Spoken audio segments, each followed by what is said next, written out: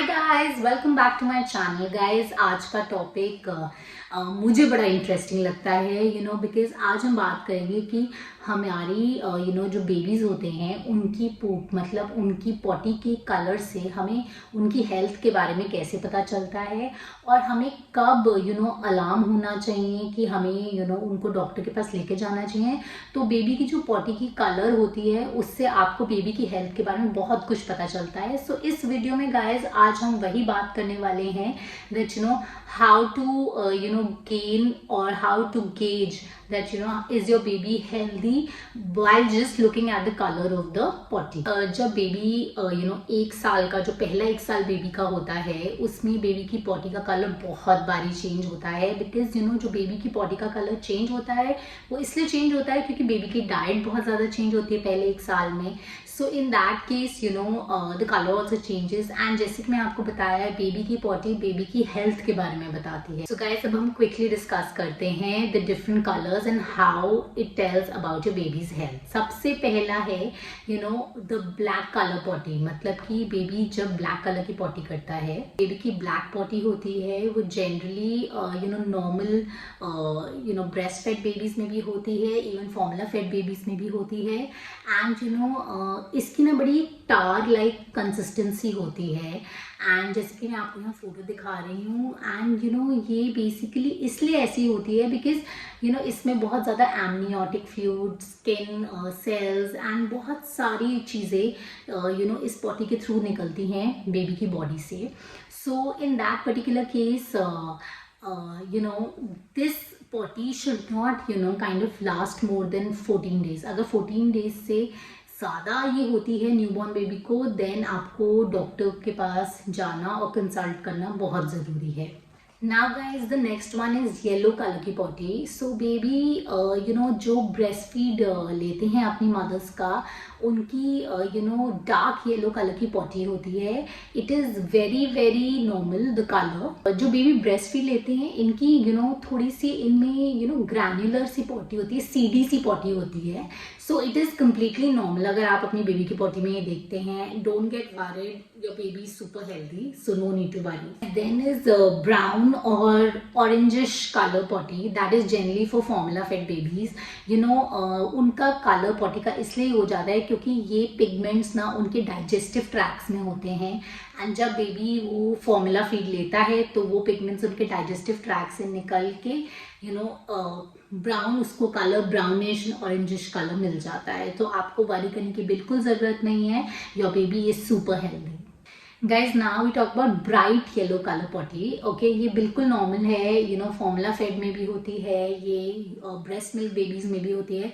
But guys, अगर ये runny है आपकी ब्राइट येलो बेबी की पॉटी रनी है then it might be diarrhea, so you really need to go and consult a doctor।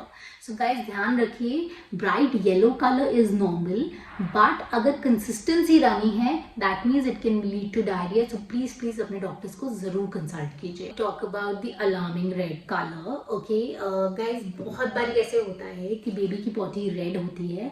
so it is very normal, कभी कभी baby tomato या beetroot ऐसे रेड पिगमेंटेड फूड्स ले लेते हैं, उससे उनकी पॉटी रेड हो जाती है। तो आपको बिल्कुल वरी करने की ज़रूरत नहीं है।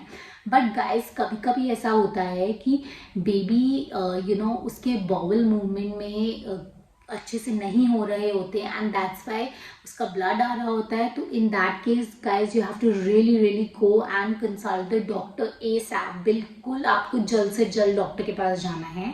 एंड गाइस, कभी कभी बेबी की पॉटी का कलर रेड इसलिए भी हो जाता है क्योंकि उसको कोई किसी टाइप की मिल्क एलर्जी हो सकती है या फिर उसको फिशर हो सकता है उसके एनल एरिया में। तो आपको प्लीज़ डॉक्टर को कंसल्ट करना बहुत ज़रूरी है। We talk about dark green potty. Okay, dark green colour ये बताता है कि बेबीज कभी कभी अगेन कोई पिगमेंटेड फूड खा सकते हैं, जैसे कि उन्होंने स्पिनच खा ली या उन्होंने मटर खा ली, तो ऑफकोर्स उनकी पॉटी का कलर थोड़ा ग्रीनिश हो जाता है। बट कभी कभी ऐसा भी होता है कि बेबी को कोई फ्लू हो गया या कोई एलर्जी हो गई या फिर कोल्ड हो गया, उससे भी बेबी की पॉटी डार्क ग्रीन हो जाती है। तो इस केस में आप प्लीज़ डॉक्टर को जाके जल्द से जल्द कंसल्ट कीजिए। Guys another thing is poor digestion in baby. जब बेबी का पुअर डाइजेशन होता है उस वजह से भी बेबी की पॉटी डार्क ग्रीन कलर की हो सकती है, या फिर बेबी कोई आयरन सप्लीमेंट्स ले रहा है, that really effects the colour of the potty. Another one is white color potty. Guys, this is really alarming because that means आपके बेबी को कोई ना कोई लिवर प्रॉब्लम है, आपका बेबी इनफ बाइल जूस नहीं सिक्रीट कर पा रहा उसका liver, and you really need to show to a doctor. अगर जॉन्डिस आपके बेबी को 14 दिन से ज़्यादा है, दैट मीन्स आपके बेबी की वाइट कलर की पॉटी होगी एंड आपको डॉक्टर को कंसल्ट करना ही करना है। इस सेक्शन में मैं आपको बताना चाहूँगी कि हम टेक्सचर के बारे में भी बात करेंगे। Texture is also very important in determining babies health.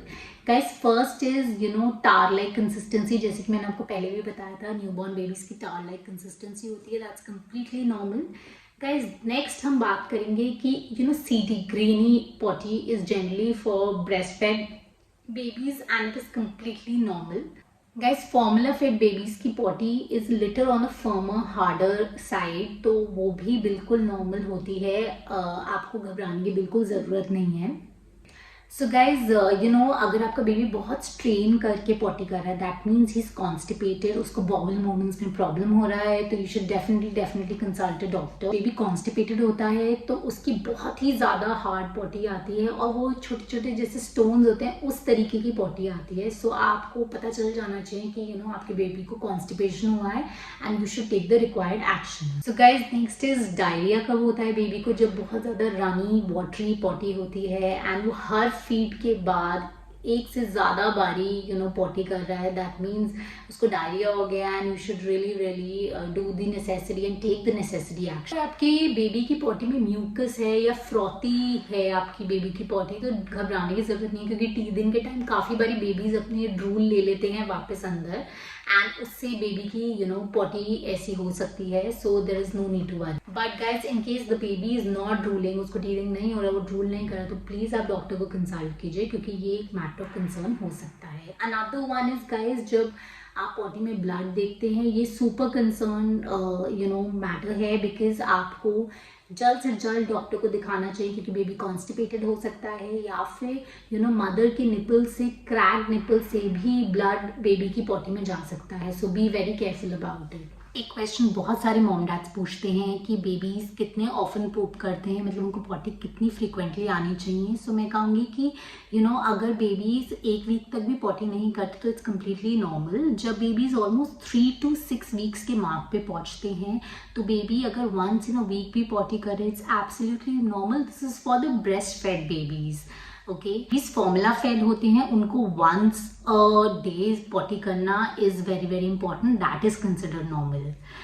Guys आपको कब डॉक्टर को विजिट करना चाहिए? जैसे कि मैंने आपको बताया है, जब आपको पॉटी में वाइट कलर की हो या फिर रेड कलर की हो, because of white colour because of liver issues, red colour because of any bowel movement issues, आपको डॉक्टर को कंसल्ट करना बहुत ज़रूरी है। अगर आपका बेबी कॉन्स्टिपेटेड लग रहा है तभी भी आपको डॉक्टर को कंसल्ट करना बहुत ज़रूरी है। गाइस कुछ सिम्टम्स आपको देखना बेबी में बहुत ज़रूरी है। अगर बेबी बहुत ही फसी हो रहा है, वो ज़्यादा रो रहा है दैन यूजुअल, क्राइंग, अगर बेबी 6 to 8 वेट डाइपर्स नहीं कर पा रहा दिन में, एंड अगर बेबी रो रहा है विदाउट टीयर्स, बेबी को बहुत ज़्यादा फटीग लग रहा है, उसकी eyes are like swollen and sunken, तो आपको डॉक्टर को कंसल्ट करना बहुत ज़रूरी है।